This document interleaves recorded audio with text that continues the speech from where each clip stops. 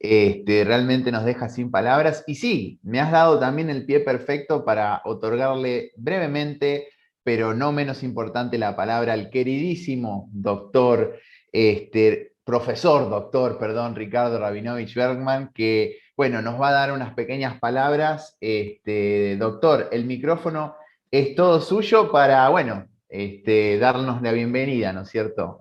Doctor, lo escuchamos. Bueno, muchísimas gracias. Gracias, querido Bruno. Gracias, Eddie, queridísimo amigo. Siempre con un cariño tan grande que, digamos, va inmediatamente a la exageración, ¿no? Pero motivada por el cariño. Lo primero que tengo que hacer es pedirles disculpas. Yo tenía toda la intención hoy de estar con ustedes al principio y darles la bienvenida cuando corresponde dar la bienvenida, que es cuando uno ingresa y no varias horas después. No quiero despertar la envidia de nadie, pero hoy había un fin de semana medieval en una población aquí cerca. Yo estoy en Cataluña, en Girona, cerca de Francia, y bueno, la verdad es que no me lo quería perder. Entonces hicimos una escapada y claro, resulta que me olvidé de darle a Bruno la clave para ingresar, el pobre Bruno desesperado, y yo para colmo en un lugar donde no había internet.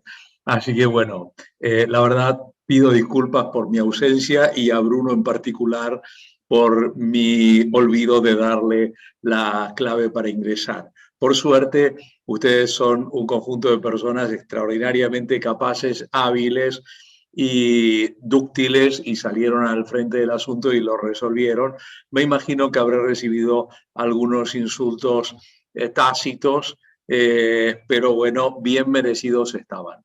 Si los recibí, bien merecidos estaban. Quiero fundamentalmente, ya dada mi disculpa, que es muy sincera y muy sentida, quiero una vez más felicitar. Quiero felicitar a todo este equipo que lo único que nos ha traído desde que se ha creado son satisfacciones.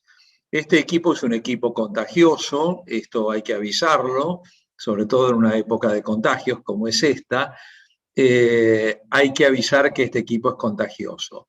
Empezó siendo un pequeño grupito donde estaba Juan Sebastián, estaba Bruno, estaba Yanela, y empezaron a reunirse. Hubo una época que yo no sé si se acuerdan, pero hubo una época en que tenían reuniones físicas en el Departamento de Ciencias Sociales, o sea, una época en la cual venían y se reunían y con una serie de protocolos, porque es impresionante lo formales que son, ¿no? Tiene una serie de protocolos y de procedimientos y demás que se dieron títulos de nobleza, establecieron todo un sistema feudal cerrado y demás. Juan Sebastián inmediatamente pretendió ser el emperador, pero luego sobrevino una revolución feudal y se estableció un sistema interpares. Pero la verdad que lo cierto es que después empezaron a contagiar y la cosa vino que se transformó en pandemia. ¿Por qué? Porque sobrepasó completamente las fronteras. En un rato estaba Eddie desde Perú, estaba José Ramón, el querido José Ramón, brillante José Ramón desde México, estaba Juan Carlitos Cisneros desde Ecuador, y se fue sumando gente, y enseguida vino la impresionante Elizabeth Martínez desde Colombia, una mujer espectacular que cada vez nos sorprende con otra caracterización, con otro punto de vista, mujer polifacética, sabia como pocas y demás. Y ahí está José Ramón, qué gusto verte, hermano, qué gusto verte. Y se fue incorporando gente. Y además, una vez que ya esto se había transformado en una pandemia imparable sin vacuna posible, gracias a Dios, empezó a diversificarse, o sea, apareció la variante beta, la variante gamma, o sea, de lo que originalmente había sido trabajar sobre manga y anime, empezaron a aparecer otras cosas. Y ahora la variante no sé qué, epsilon, es trabajar sobre videojuegos y derecho. Y esto es algo muy interesante, y acá voy a plantear rapidísimamente, no te preocupes Bruno, voy a plantear dos aspectos. El primero, voy a permitirme, bueno, ¿lo digo o no lo digo? Pero lo voy a decir, porque la verdad me honra. En mi librito Historia del Derecho, un desafío apasionante, hace varios años, hace muchos años, dediqué un capítulo a los videojuegos y la historia del derecho. Solamente a la historia del derecho. ¿A quién le debo esto? A mis hijos, porque yo estaba hablando de los videojuegos perdón, de los videojuegos, de la historia del derecho en el anime, de la historia del derecho en el cine y demás, y mis hijos me dijeron, papá, hay muchos elementos de historia jurídica en algunos videojuegos. Y ahí empecé a mirar, porque yo la verdad que de videojuegos soy bastante analfabeto con la enorme mayoría de las cosas, casi todas podríamos decir, y verdaderamente empiezo a encontrar que es un universo extraordinario, extraordinario, donde de repente, claro, uno resulta que los profesores de derecho romano van, le dicen a los alumnos, hoy les voy a explicar cómo funcionaban las magistraturas en Roma. Y los pibes y pibas de 19 años lo están mirando porque hace años que administran Roma, hace años que en un juego están teniendo que lidiar con elecciones en Roma, con el Senado, con las magistraturas, etcétera. Viene el profesor y dice, les voy a explicar cómo era el derecho feudal, y los pibes y pibas lo miran al profesor como diciendo, mira, no te quiero decir nada, pero yo resulta que tengo un pequeño feudo desde hace bastante tiempo y lo estoy administrando y estoy viendo cómo hago para pelear contra tales y contra tales otros, y esto y lo otro. Y claro, ¿qué es la clave de todo esto? La clave de todo esto es la misma que hemos hablado tantas veces con José Ramón, con Edi, en encuentros de cine. ¿Cuál es para mi forma de ver una de las grandes claves que tienen estos elementos? Empoderan al estudiante.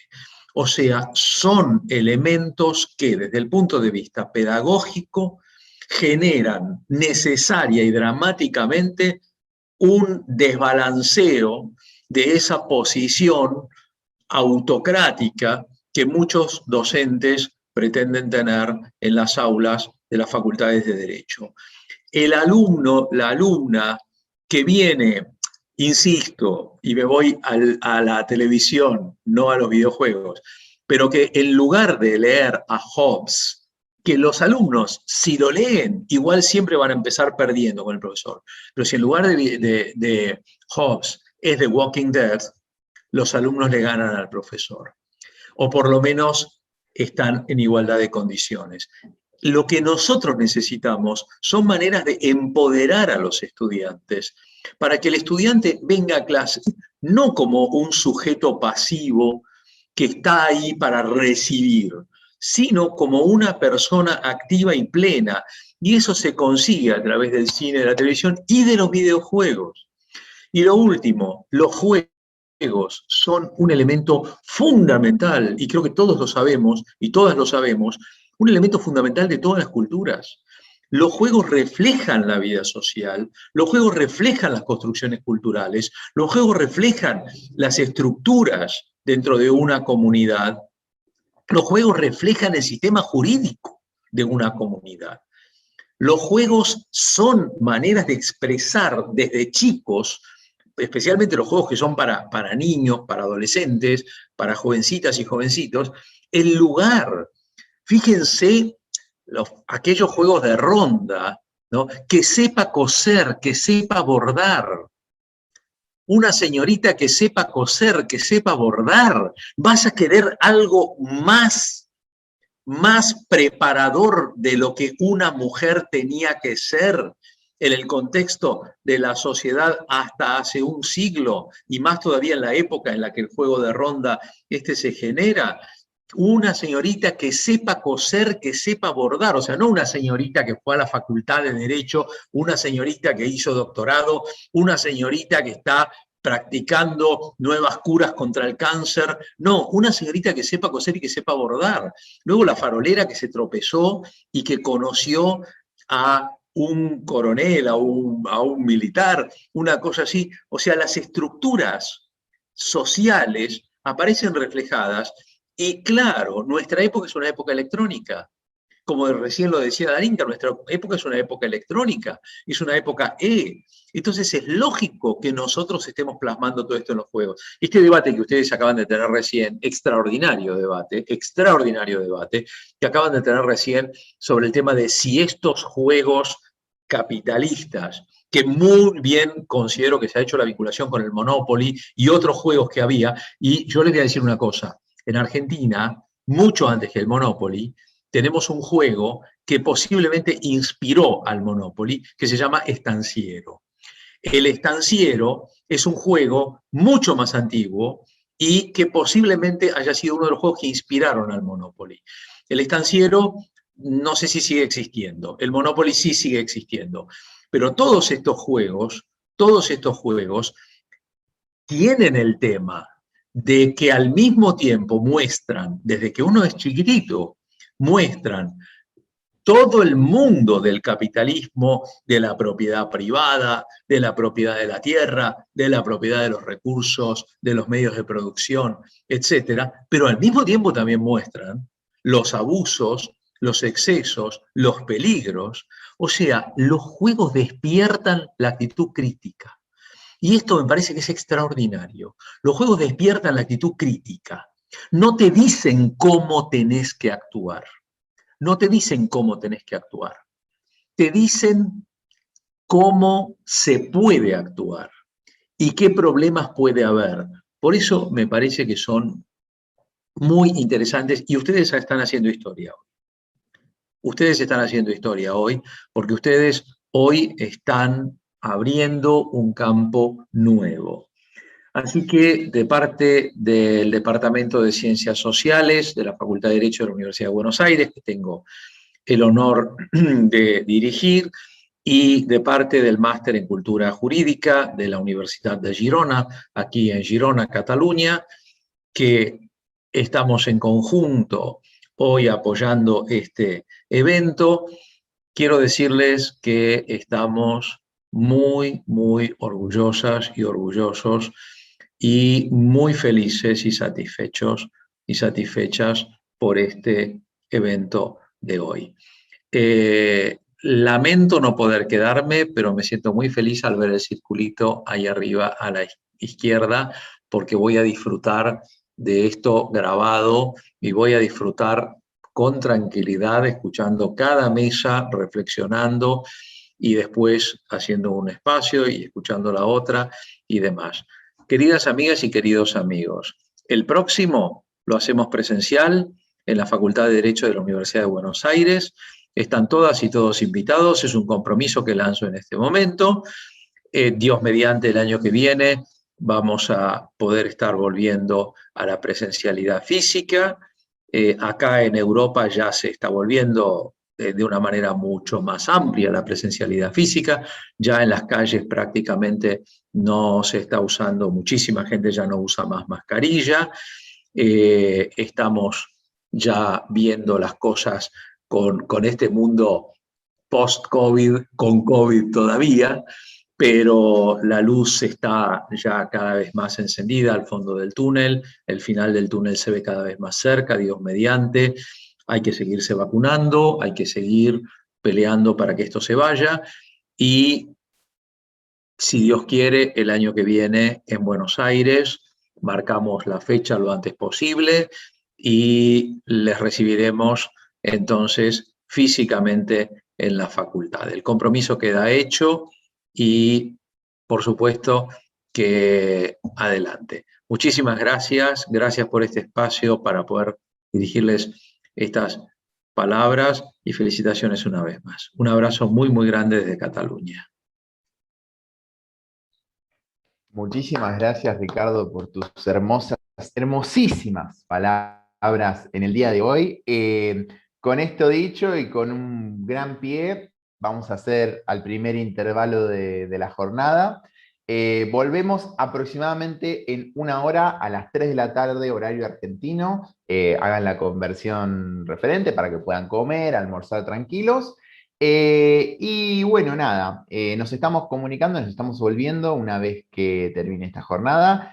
Y nos estaremos también dando un cierre para presentar a los próximos expositores. Una última pregunta antes de irnos, que estaba dirigida a Ricardo, que preguntan en dónde podemos conseguir sus libros, si tenemos un link, si están disponibles en formato digital, que hacías referencia, ¿no?, sobre la introducción de los videojuegos. Y con esto ya nos despedimos, hasta dentro de una horita. Bueno, gracias. A ver si alguna vez vendo algún libro.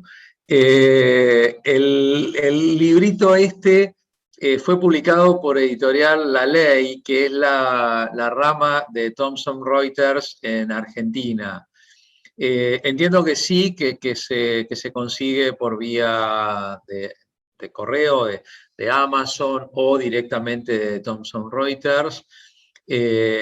Y tiene un capítulo entero dedicado al tema de videojuegos, así como tiene otros dedicados a cine, a series de televisión, con especial dedicación a los teleteatros, porque siempre he pensado que los teleteatros son un género latinoamericano por excelencia, por excelencia. Brasil, sin ir más lejos, es el gran productor de teleteatros del mundo, es la respuesta latinoamericana a la serie norteamericana de televisión, y a la música también. Tenemos un capítulo de música y derecho, que es otro campo en el que estamos trabajando bastante, y bueno, pintura y derecho, escultura y derecho y demás. A ver si alguna vez hacemos que las facultades de derecho sean lugares donde se la pase bien, ¿no? Y no, y no cárceles de tortura.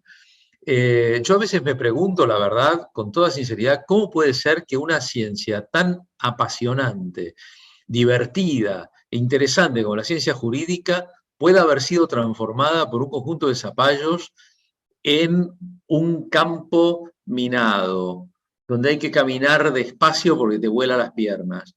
En este caso te deforma el cerebro, ¿no? Realmente a veces me parece difícil, por eso me encantan todas estas cosas y por eso los quiero tanto y los admiro tanto y las admiro tanto. Así que bueno, nada más. Gracias. Perfecto, muchas gracias, Ricardo. Así que bueno, si quieren conseguirlo, búsquenlo en Thomson Reuters /La Ley, el librito que debe estar muy interesante, muy importante. Yo tengo la última edición Astrea, así que me tengo que actualizar el último que compré, así que bueno, nada de eso. Con esto nos despedimos y volvemos en 1 horita. Los esperamos. Por favor, no se vayan, así siguen en la sala. Si no, los tendremos que volver a autorizar una vez que entren. Así que quédense con el micrófono y la cámara si quieren apagadas. Y bueno, ya a las 3 de la tarde volvemos. Muchas gracias, chicos.